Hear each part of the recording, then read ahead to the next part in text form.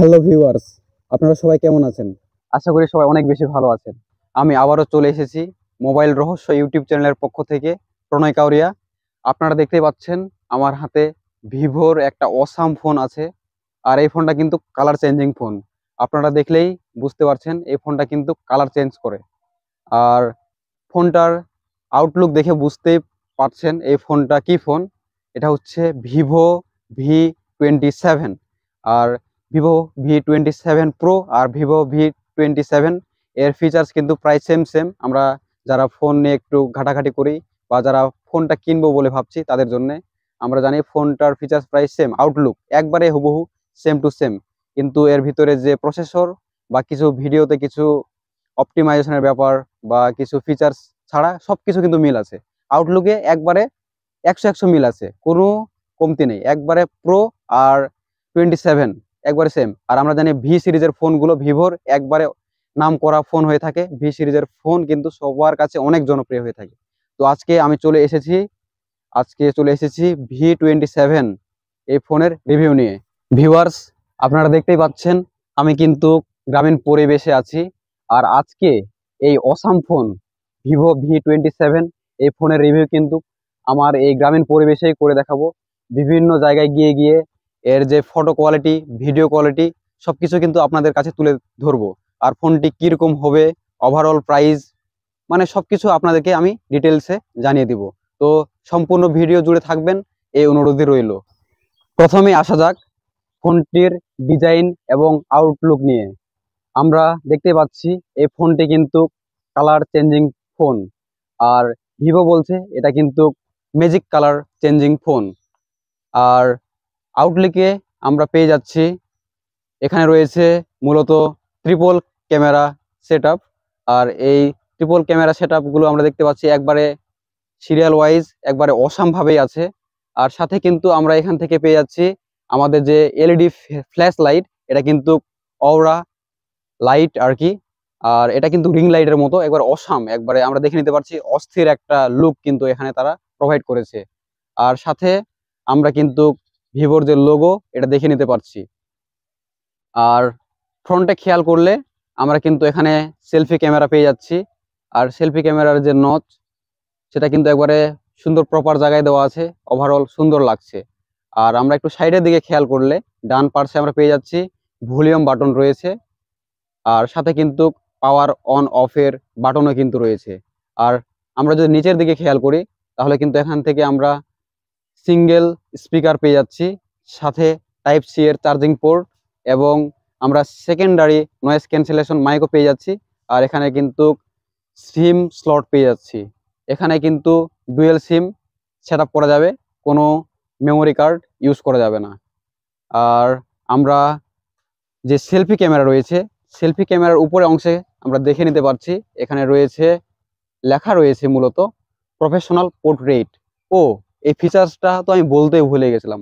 আসলে Vivo V27 এই সিরিজের ফোনটাকে ভিভো কিন্তু মূলত প্রফেশনাল পোর্ট্রেটের জন্যই প্রোভাইড করেছে। আমরা ডিজাইন এবং আউটলুকের ক্ষেত্রে খেয়াল করলে এখানে আরো পেয়ে যাচ্ছি এর 7.44 এর থিকনেস। আর এই থিকনেসটা একটু কিছুটা কম হয়। ফোনটি কিন্তু অনেক স্লিম আর ধরতে অনেক কমফোর্ট ফিল হচ্ছে আমাদের হাতে। আর সাথে কিন্তু এর ওয়েটটাও কিন্তু অনেক অংশে কম। এর ওয়েট হচ্ছে 180 গ্রাম। সো ফোনটি অনেক হ্যান্ডি। আর ধরা ছোঁয়ার ক্ষেত্রে কিন্তু ফোনটা অনেক স্মুথনেস প্রোভাইড করছে। আরও বলতে গেলে এখান থেকে আমরা ওভারঅল যে বিল্ডটা পেয়ে যাচ্ছি এটা কিন্তু মূলত কালার চেঞ্জিং প্লাস্টিক বিল্ড তারা এখানে প্রোভাইড করেছে। আর এই প্লাস্টিকটা কিন্তু মোটামুটি অনেক উন্নত আর ভালো মানেরই বলা যায়। পড়ে গেলে সেরকম সমস্যা হবে বলে মনে হয় না, তবে অনেক জোরে পড়ে গেলে হয়তো বা সমস্যা হতে পারে। তবে যদি সামান্যভাবে পড়ে যায় তাহলে সেরকম স্ক্র্যাচ পড়ার সম্ভাবনা নেই বললেই চলে। মোটামুটি আমার কাছে ভালোই মনে হয়েছে। তবে ফোনটিতে ব্যাক কাভার ইউজ করাই ভালো, যেহেতু ফোনটি কিন্তু কার্ভ ডিসপ্লে। আমরা এবারে চলে আসছি ডিসপ্লে সেকশনে। ডিসপ্লে সেকশনে এসে আমরা পেয়ে যাচ্ছি 6.78 ইঞ্চির কার্ভড অ্যামোলেড ডিসপ্লে। আর এই ডিসপ্লেতে কিন্তু 120 Hz রিফ্রেশ রেট রানিং করবে। সো কার্ভড অ্যামোলেড হওয়ায় আমরা বুঝতেই পারছি ফোনটা কিন্তু ডিসপ্লে সেকশনের দিক দিয়ে একেবারে জোস হয়ে গেছে। আর যেহেতু 120 Hz refresh rate, so apps opening and closing এ কোনো প্যারাই নাই, একবারে 100 স্মুথনেস আমরা পেয়ে যাব এখান থেকে। এবারে আসা যাক ফোনটির ব্যাটারি সেকশনে। আমরা ফোনটির ব্যাটারি সেকশনে এসে পেয়ে যাচ্ছি 4600 mAh এর ব্যাটারি। আর সাথে কিন্তু আমরা পেয়ে যাচ্ছি 66 ওয়াটের ফাস্ট চার্জার। আর এই চার্জার দিয়ে ফোনটিতে চার্জ করলে চার্জ হতে 40 থেকে 50 মিনিট সময় লাগবে। আর এই ফোনটিকে ফুল চার্জ করলে আমরা ওভারঅল 7 থেকে 8 ঘন্টা রাফ ইউজ করলেও চার্জিং ব্যাকআপ পেয়ে যাব। আর যদি একটু কম ইউজ করি বা আমাদের যদি ইউজ করতে আমি মূলত রাফ ইউজ যদি না করি, মানে একটু কম যদি ইউজ করি, জাস্ট মাল্টিমিডিয়া ইউজ করব, দেন গেমিং টেমিং করব না, জাস্ট শুধু প্রফেশনাল কাজগুলো করব, তাহলে কিন্তু আমরা 10 ঘন্টার কাছাকাছি চার্জিং ব্যাকআপ অনায়াসেই পেয়ে যাব। এবারে আসা যাক ফোনটির সিস্টেমের দিকে। আমরা এখানে পেয়ে যাচ্ছি প্রসেসর হিসেবে মিডিয়াটেক ডায়মেনসিটি 7200, আর এটা কিন্তু 4 ন্যানোমিটারের চিপসেট। আর এখানে Vivo out of the box কিন্তু অ্যান্ড্রয়েড 13 প্রোভাইড করেছে, এটা কিন্তু খুবই ভালো।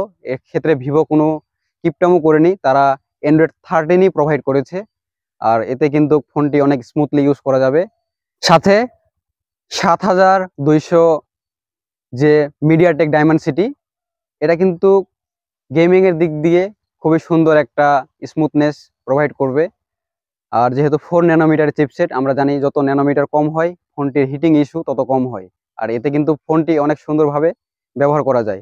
তাই গেমিংয়ে PUBG, call of duty, free fire, overall asphalt 9 এইসব গেমগুলো কিন্তু অনেক স্মুথলি প্লে করা গেছে। মানে মোটামুটি বাজেট রেঞ্জ হিসেবে মানে ওভারঅল ভালোই ছিল এই প্রসেসরের দিক দিয়ে। আর অ্যান্ড্রয়েড 13 হয়, আর যেহেতু আমরা ভিভোর যে আমরা জানি অপারেটিং সিস্টেম ফান্ডাস ওএস, এটা কিন্তু খুব ভালো ছিল। এতে কিন্তু আমরা ওভারঅল টাচ রেসপন্স বলেন, ডিসপ্লে সেকশনে টাচ রেসপন্সে অনেক স্মুথনেস আমরা পেয়ে গেছি। এবারে আসা যাক ফোনটির ক্যামেরা সেকশনে। আমরা মূলত প্রথমে চলে আসি ফোনটির ফ্রন্ট সেলফি ক্যামেরাতে। আমরা সেলফি ক্যামেরাতেই পেয়ে যাচ্ছি 50 মেগাপিক্সেলের সেলফি ক্যামেরা। আর এই সেলফি ক্যামেরা দিয়ে কিন্তু ওভারঅল অনেক সুন্দর সুন্দর সেলফি আমরা ক্যাপচার করতে পারছিলাম। সো সেলফি ক্যাপচারের দিক দিয়ে কিন্তু এই ফোনটি অনেক সুন্দর কিছু প্রোভাইড করেছে। আর 50 মেগাপিক্সেল হওয়ায় এর ওভারঅল সেলফির যে ডিটেলস সবকিছু কিন্তু সুন্দর ছিল। আর সাথে আমরা সেলফিতেও কিন্তু 4K ভিডিও রেকর্ডিং পেয়ে যাচ্ছি। এতে কিন্তু খুবই ভালো বাজেট রেঞ্জ হিসেবে আমরা যে 4K পেয়ে যাচ্ছি ভিডিও রেকর্ডিং এর ক্ষেত্রে, এটা কিন্তু অনেক ভালো, আমাদের কাছে অনেক ভালো। আর সাথে আমরা এবারে চলে আসি ফোনটির ব্যাক ক্যামেরাগুলোতে। আমরা মূলত এখানে পেয়ে যাচ্ছি ট্রিপল ক্যামেরা সেটআপ। মেইন যে ক্যামেরা সেটাও হচ্ছে 50 মেগাপিক্সেলের।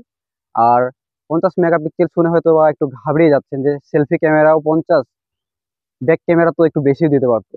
চিন্তা করার কিছু নাই, এটা কিন্তু সনির ক্যামেরা, সনির সেন্সর ইউজ করেছে তারা।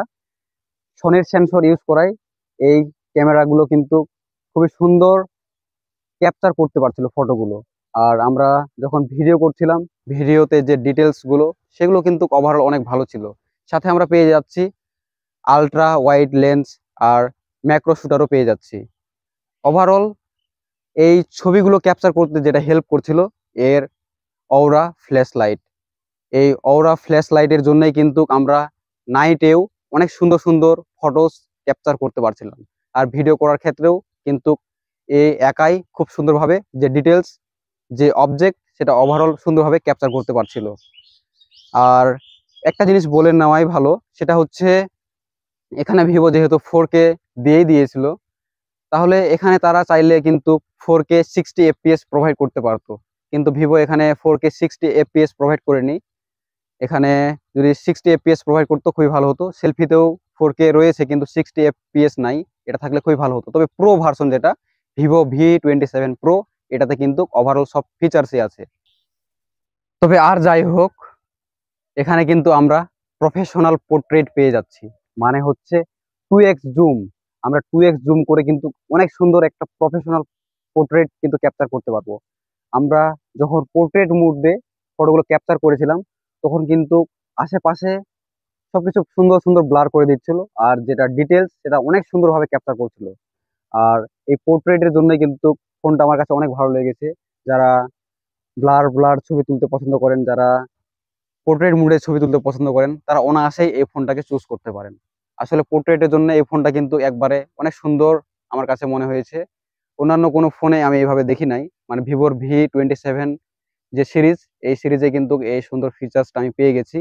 তাই যারা আপনারা পোর্ট্রেট লাভার, আমাদের অন্যান্য কোনো অ্যাপসের প্রয়োজন হবে না, আমরা অটোমেটিক্যালি এখানে পোর্ট্রেটেই ছবি তুলতে পারবো। আর এটা কিন্তু একবারে জোস ফিচার্স। এবারে চলে আসি ফোনটির স্টোরেজ বা স্পেসিফিকেশনে।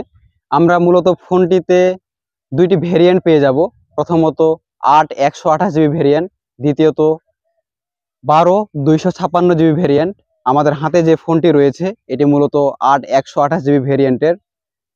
আর প্রাইস বিবেচনায় আমরা বাংলাদেশে এসে প্রাইস পেয়ে যাচ্ছি 54,999 টাকা।